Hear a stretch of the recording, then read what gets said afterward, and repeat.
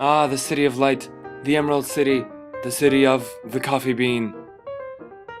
Fact, there are 9,348 coffee shops in Seattle.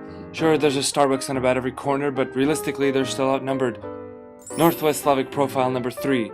I only drink Starbucks even though there are better, cheaper coffees.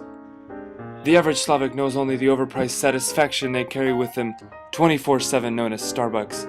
To you, quality over quantity. Extra, extra caramel is how you like it, you crazed sugar junkies. But those baristas don't even look at you twice because they know you're kind.